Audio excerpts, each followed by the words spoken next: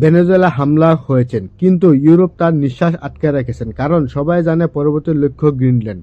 Denmark একটি অংশ যা ইউরোপীয় ইউনিয়নের অন্তর্গত, সেই একই গ্রিনল্যান্ড যা ডোনাল্ড ট্রাম্প কেবল আজ নয় 2019 সাল থেকে খুঁজেছেন। প্রথমে সবাই ভেবেছিলেন তিনি মজাক করেছেন, কিন্তু ভেনেজুয়েলার পরে ইউরোপের পরিস্থিতি ভয়াবহ। 2025 সালে ডোনাল্ড ট্রাম্প একজন বিশেষ দূত নিযুক্ত করেছিলেন এবং একটি বিবৃতি দিয়েছিলেন যে তিনি যেকোনো উপায়ে গ্রিনল্যান্ড দখল করতে পারেন। রাশিয়ান এবং চীনা জাহাজ সর্বত্র রয়েছেন এবং এটি মার্কিন নিরাপত্তার জন্য অত্যন্ত গুরুত্বপূর্ণ, তাই তিনি আক্রমণ করতে পারেন। তারপর ভেনেজুয়েলার পরে ট্রাম্পের খুব বিশেষ ব্যক্তি ইনস্টাগ্রামে পোস্ট করেছিলেন গ্রিনল্যান্ডের উপরে মার্কিন পতাকা এবং বার্তাটি দিয়ে খুব শীঘ্রই এবং ডেনমার্ক কী করতে পারে।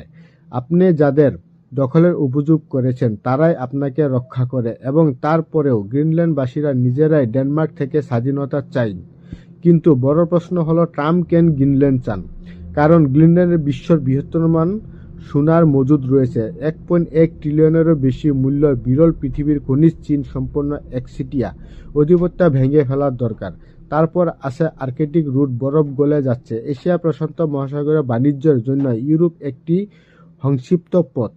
দ্রুত জাহাজ মানে দ্রুত নৌবাহিনী। তাছাড়া গুরুত্বপূর্ণ স্থলে বিমান ঘাঁটি রয়েছে, যেখানে রাশিয়া ও চীন থেকে আসা প্রতিটি ক্ষেপণাস্ত্র এবং সাবমেরিনের চলাচল পর্যবেক্ষণ করা হয়। রাশিয়া একটি ঘাঁটি তৈরি করেছে, চীন তাকে সরবরাহ করেছে এবং ট্রাম্প অঞ্চল দখল করতে চায়। এতে ইউরোপের আসল ভয় হলো ভেনেজুয়েলা পরবর্তী বিশ্বের দ্বৈত মান অনুষ্ঠিত হয়েছে। রাশিয়া যখন ইউক্রেন আক্রমণ করেছিলেন তখন সেখানে অস্ত্র ছিল, আইসিসির পরিণত ছিল, এবং মার্কিন যুক্তরাষ্ট্রের জন্য কিছুই ছিল না। কেন? কারণ শক্তি থেকে শুরু করে প্রযুক্তি, এমনকি নিরাপত্তা, সব কিছুর উপর নির্ভরশীলতা রয়েছে। ডেনমার্ক নয়, পুরা ইউরোপ আটকা পড়েছে।